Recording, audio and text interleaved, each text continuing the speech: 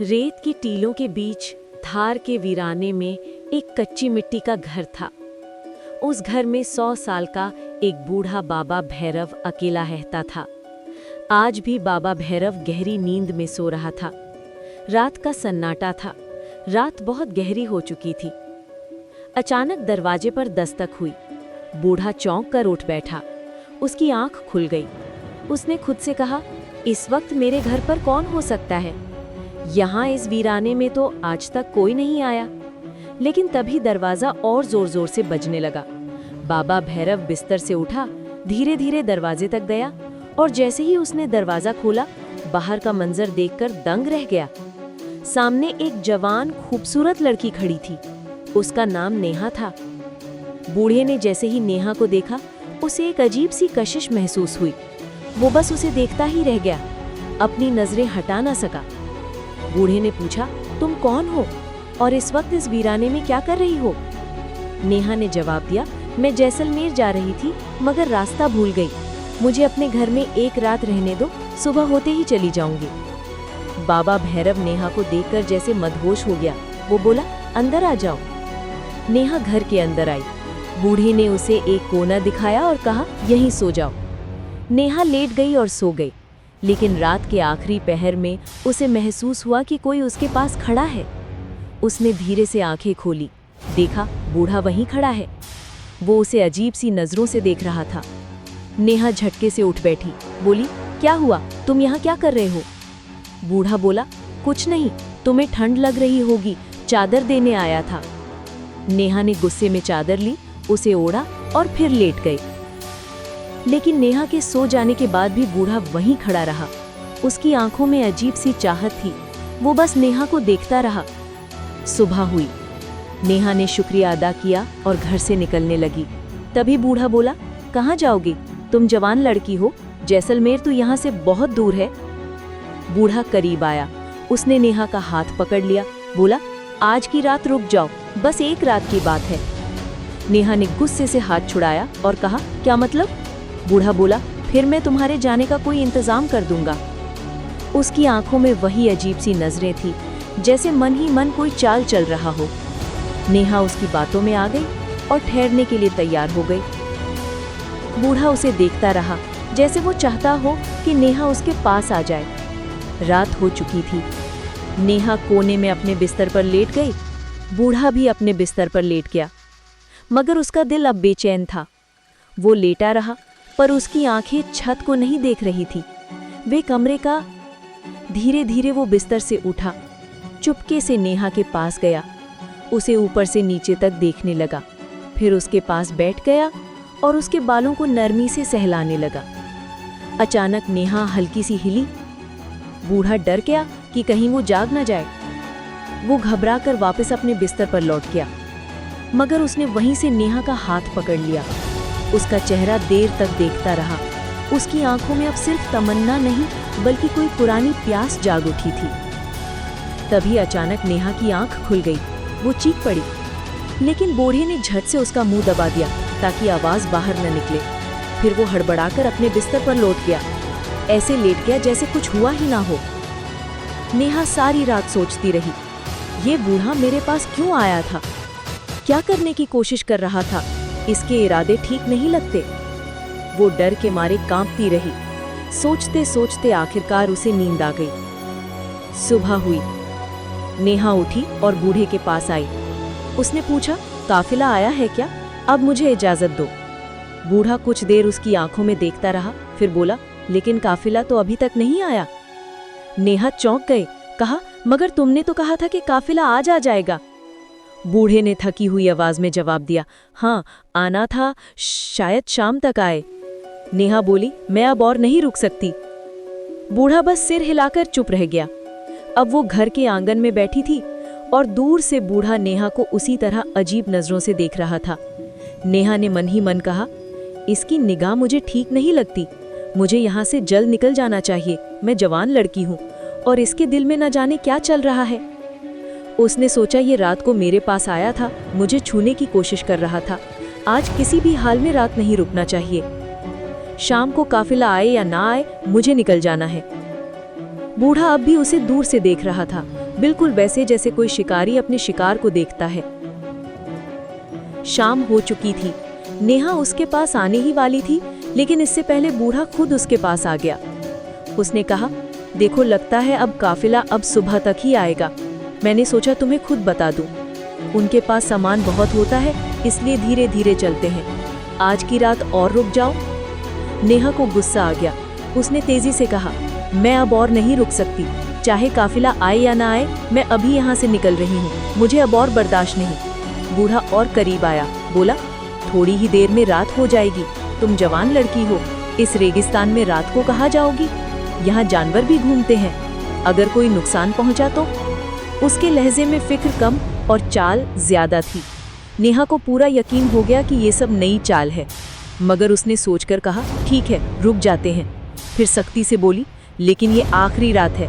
कल सुबह चाहे काफिला आए या ना आए, मैं निकल जाऊंगी। बूढ़ा मुस्कुराया और बोला, ठीक है। मगर उसकी मुस्कान में कुछ और ही छिपा था। रात हो चुकी थी। नेहा अब पूरी तरह चौकस थी। वो एक कोने में लेटी रही, मगर उसकी आंखें खुली थी। वो डर और शक में डूबी हुई थी। धीमे स्वर में उसने खुद से कहा, उम्मीद है आज की रात जल्दी कट जाए। फिर बोली, हाँ, बस आंखें बंद करके ऐसे लेट जाओ जैसे सो चुकी हो। बूढ़ा अपने बिस्तर पर लेटा था, मगर उसकी एक आंख खुली थी। वो बार बार नेहा की तरफ देखता, ये जानने के लिए कि क्या वो सच में सो गई है। जब उसे लगा कि नेहा अब बिल्कुल नहीं हिल रही, उसने आंखें बंद कर ली, लेकिन उसका दिल अब भी करवटें ले रहा था। कुछ देर बाद जब उसे यकीन हो गया कि नेहा सो चुकी है, वो धीरे से उठा और उसकी तरफ चल पड़ा। काफी देर तक वो चुपचाप उसके पास खड़ा रहा, जैसे उसके होश हवास टटोल रहा हो। फिर वो नेहा के पैरों के पास बैठ गया। धीरे धीरे उसके पैर सहलाने लगा। तभी नेहा की आंख थोड़ी सी खुल गई। बूढ़ा समझ गया और तुरंत पीछे हट गया। अब उसने उसके माथे को सहलाना शुरू किया। अचानक नेहा ने आंखें खोल दी। उसने घूर करवट ली और मुंह नीचा कर लिया। कुछ बोली नहीं, लेकिन उसके जिस्म की हरकत बता रही थी कि वो जाग चुकी है। बूढ़ा चुपचाप उठा, वापस अपने बिस्तर पर लेट गया। उसकी धड़कनों में अजीब सी घबराहट थी, मगर चेहरे पर कोई पछतावा नहीं था। सुबह हो चुकी थी। नेहा उठी और सीधे बूढ़े के पास गई। उसने तेज लहजे में पूछा, हाँ, आया क्या तुम्हारा काफिला, या अब कोई नया बहाना है? बूढ़ा कुछ देर चुप रहा, फिर बोला, काफिला तो नहीं आया। नेहा झल्ला उठी, मुझे तो पहले ही पता था कि कोई काफिला आने वाला नहीं। तुम मुझे किसी और मकसद के लिए यहाँ रोक रहे हो। मुझे सब समझ आ चुका है। अब मैं एक पल भी यहाँ नहीं रह सकती। चलो, मैं निकल रही हूँ। जैसे ही वो झोपड़ी से बाहर जाने लगी, बूढ़ा अचानक उसके सामने आकर खड़ा हो गया। उसका रास्ता रोकते हुए बोला, तुम यहाँ से नहीं जा सकती। नेहा बोली, रास्ते से हट जाओ, वरना मैं जोर से चीखूंगी। बूढ़ा धीरे से बोला, तुम्हारी आवाज यहाँ सुनने वाला कोई नहीं है। नेहा गुस्से में चिल्लाई, तुम क्या चाहते हो? मुझे क्यों रोक रहे हो? तुम मेरे बाप की उम्र के हो। कोई तो शर्म करो, कोई तो लिहाज करो।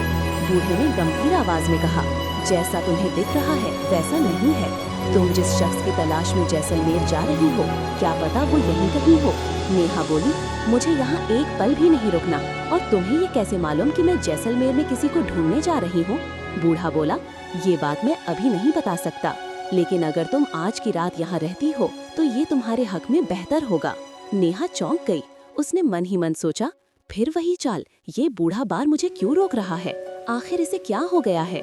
बूढ़ा बोला, मैं कहा ना, बस एक रात और रह जाओ। कल सुबह तुम्हारे सारे सवालों का जवाब मिल जाएगा और शायद तुम्हें जैसलमेर जाने की भी जरूरत ना रहे। नेहा अब उलझन में थी। वो हैरानी से अपने आप को देखने लगी। क्या ये कैसे जानता है कि मैं किसे ढूंढ रही हूँ और क्या मेरा कोई मसला है? नेहा के जहन में सवालों का तूफान था, मगर अब उसे बूढ़े पर बिल्कुल भरोसा नहीं रहा। उसने बूढ़े को धक्का दिया और झोपड़ी से बाहर निकल गई। बूढ़ा उसके पीछे पीछे भागा और पुकारा, रुको, सब कुछ बर्बाद हो जाएगा अगर तुम चली गई तो। काफी दूर जाने के बाद नेहा थक कर एक जगह बैठ गई। उसका दम फूल रहा था, मगर दिल में अब भी डर और बेचैनी बनी हुई थी। अचानक पीछे से बूढ़ा हांफता हुआ उसके पास आ गया। उसकी सांसें तेज थीं, लेकिन लहजा अब भी राज से भरा हुआ था। मैं आखिरी बार तुमसे कह रहा हूँ, उसने धीमे लेकिन यकीन भरे स्वर में कहा। वापस उस घर में रह जाओ तो शायद तुम्हें जैसलमेर जाने की जरूरत ना पड़े। नेहा ने थके लेकिन सख्त अंदाज में पूछा, अगर कोई बात है तो साफ साफ क्यों नहीं बताते? बूढ़े ने गहरी सांस ली और कहा, वो बात मैं अभी नहीं बता सकता। अगर अभी कह दी तो सब कुछ बर्बाद हो जाएगा, मगर इतना बता सकता हूँ कि तुम अपने शौहर को तलाशने निकली हो। नेहा ये सुनकर हक्का बक्का रह गई। उसकी सांस जैसे एक पल को थम गई। हाँ, मैं अपने शौहर को ढूंढ रही हूँ। वो काफी अरसे से लापता है। मैंने कई इलाकों में ढूंढा, अब जैसलमेर की तरफ जा रही हूँ। लेकिन तुम्हें ये सब कैसे मालूम? उसने चौंक कर पूछा। बूढ़ा बहुत संजीदगी से बोला, मुझे सब मालूम है, मगर तुम्हें मेरे साथ एक रात गुजारनी होगी, तभी मैं तुम्हारे सारे सवालों का जवाब दे पाऊंगा। नेहा ये अजीब शर्त सुनकर घबरा गई। उसने डर, शक और उलझन से बूढ़े की तरफ देखा। ये फिर कोई नई चाल है क्या? अब ये रात मेरे साथ क्या करने वाला है? वो मन ही मन सोचने लगी। बूढ़ा वहीं खड़ा रहा, बहुत गंभीर और ठहराव से भरा हुआ। उसकी आंखें अब भी नेहा पर जमी थी। कुछ देर सोच विचार के बाद नेहा बोली, ठीक है, चलो एक रात और वहीं रह जाते हैं। ये सुनकर बूढ़े का चेहरा खुशी से खिल उठा। उसकी आंखों में चमक थी, जैसे कोई मंजिल करीब आ रही हो। ठीक है, उसने कहा। नेहा और बूढ़ा अब वापस घर की तरफ चल पड़े। नेहा आगे चल रही थी, बूढ़ा उसके पीछे। उसकी चाल में अब उतावलापन नहीं था, बल्कि ठहराव था, मगर निगाहों में वही पुरानी हलचल अब भी थी। वो मन ही मन सोच रहा था, आज की रात कितनी मुश्किल से आई है और इस रात को मैं यूं ही नहीं जाने दूंगा। रात हो गई। नेहा, जो अब बहुत होशियार हो चुकी थी, अपने बिस्तर पर लेटी रही, लेकिन उसकी आंखें खुली थी। वो जाग रही थी, धीमे स्वर में खुद से बातें कर रही थी और हर आहट पर चौकस थी। बूढ़ा अपने बिस्तर से उसे देखता रहा। जब रात का आखिरी पहर आया और उसे लगा कि अब नींद का असर हो रहा है, वो धीरे से उठा और नेहा के पास जाकर बैठ गया। वो उसे प्यार भरी नजरों से देखता रहा, फिर उसका हाथ पकड़कर अपने सीने से लगा लिया। नेहा ने झट से हाथ छुड़ाया और गुस्से में मुंह फेर लिया। बूढ़ा चुपचाप उठा और फिर अपने बिस्तर पर लेट गया। उसकी आंखों में कोई पछतावा नहीं था, बस एक इंतजार था जो अब अपने अंजाम के करीब था। सुबह की पहली किरण झोपड़ी की मिट्टी भरी दीवारों से छनकर अंदर आई। नेहा पहले से जाग रही थी। उसके चेहरे पर नींद नहीं, बल्कि बेचैनी और डर साफ दिख रहा था। इस बार उसने बिना कुछ कहे, बिना बूढ़े से पूछे वहाँ से निकलने की ठानी। जैसे ही वो झोपड़ी से बाहर जाने लगी, उसकी नजर एक कोने में बैठे शख्स पर पड़ी। वहाँ एक नौजवान बैठा था, खूबसूरत रोशन चेहरा, साफ सुथरे कपड़े पहने हुए, मगर उसका चेहरा दूसरी तरफ था। नेहा हैरान रह गई। वो उसके पास गई और पूछा, तुम कौन हो? नौजवान ने धीरे से अपना चेहरा उसकी तरफ घुमाया। नेहा उसे देखकर हक्का बक्का रह गई, जैसे उसके पैरों तले जमीन खिसक गई हो। वो जोर जोर से चिल्लाने लगी कि ये तो मेरा शौहर आकाश है। वो दौड़कर उस नौजवान से लिपट गई। उसकी आंखें आंसुओं से भर गई। उसके लिए ये पल किसी जादू से कम न था। नेहा बोली, तुम यहाँ कैसे आ गए? क्या मैं कोई ख्वाब देख रही हूँ? आकाश ने उसे गले से लगाए रखा और धीरे से कहा, नहीं, ये ख्वाब नहीं, हकीकत है, मैं वापस आ गया हूँ। नेहा की खुशी की कोई इंतहा न रही। बरसों से जिसे ढूंढ रही थी, आज वही उसके सामने था। लेकिन तुम कहाँ थे? नेहा ने पूछा। और तुम इस बूढ़े के घर में कैसे पहुँचे?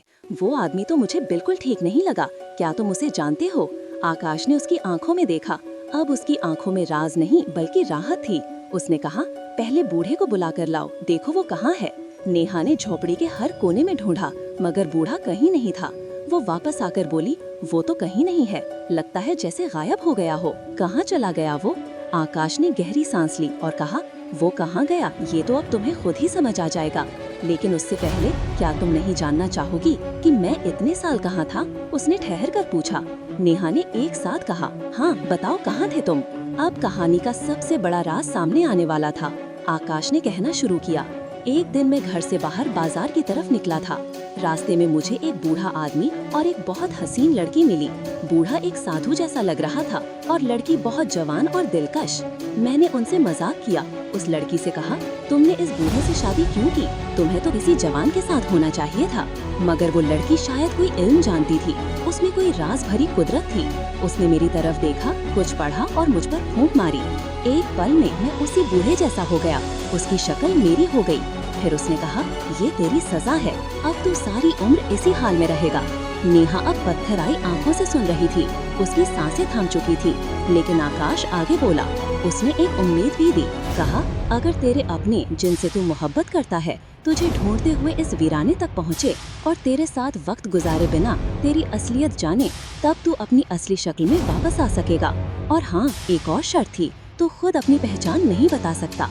नेहा थर थर कांप रही थी। उसने कांपती आवाज में पूछा, तो क्या तुम वही बूढ़े थे? आकाश ने सिर हिलाकर कहा, हाँ, मैं ही वो बूढ़ा था, बाबा भैरव। आकाश की बात सुनते ही नेहा जैसे जड़ हो गई। उसकी आंखों में आंसू भर आए, मगर इन आंसुओं में अब अफसोस था, शर्मिंदगी थी। वो भागकर फिर से उसके गले से लिपट गई। बोली, मुझे माफ कर दो, मैं तुम्हें पहचान ही नहीं सकी। आकाश ने उसके सर पर हाथ फेरते हुए कहा, इसमें तुम्हारा कोई कसूर नहीं। तुम जानती ही नहीं थी कि मैं तुम्हारा शौहर हो। तुम्हारा दिल सच्चा था, नीयत पाक थी, और उसी सच्चाई ने मेरी सजा को तोड़ दिया। अब दोनों ने फिर से एक नई जिंदगी शुरू की, मगर इस बार उनके बीच ना कोई राज था, ना कोई फासला।